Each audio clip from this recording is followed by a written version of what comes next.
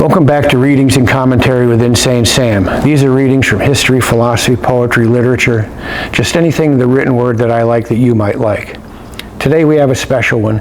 It's Abraham Lincoln's second inaugural address. Many people think it's the greatest presidential address ever given. Here it comes. It was given on March 4th, 1865.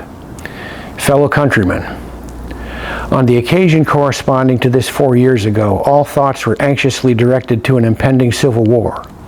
All dreaded it, all sought to avert it. While the inaugural address was being delivered from this place, devoted altogether to saving the Union without war, insurgent agents were in the city seeking to destroy it without war, seeking to dissolve the Union and divide effects by negotiation.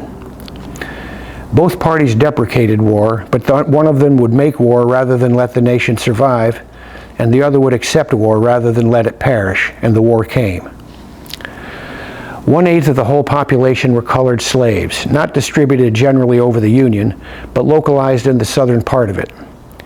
These slaves constituted a peculiar and powerful interest.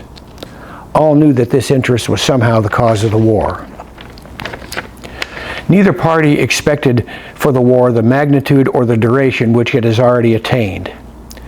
Neither anticipated that the cause of the conflict might cease with or even before the conflict itself should cease.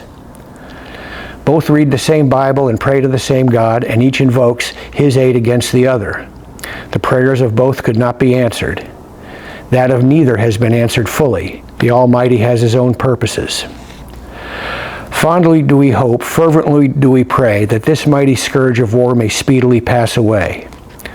Yet if God wills that it continue until all the wealth piled by the bondsman's 250 years of unrequited toil shall be sunk, and until every drop of blood drawn with the lash shall be paid by another drawn with the sword, as was said 3,000 years ago, so still it must be said, the judgments of the Lord are true and righteous altogether. With malice toward none, with charity for all, with firmness in the right as God gives us to see the right, let us strive on to finish the work we are in, to bind up the nation's wounds, to care for him who shall have borne the battle and for his widow and his orphan, to do all which may achieve and cherish a just and lasting peace among ourselves and with all nations.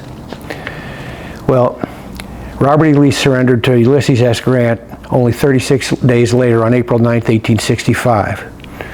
5 days after that, John Wilkes Booth shot Lincoln at Ford's Theater, and Lincoln died the next morning.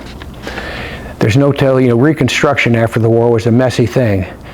You just have to feel it would have been a little less messy if the great Abraham Lincoln was there to run it. So, that's today's reading. Do me a favor, subscribe, tell all your friends to subscribe, and with that, Insane Sam out.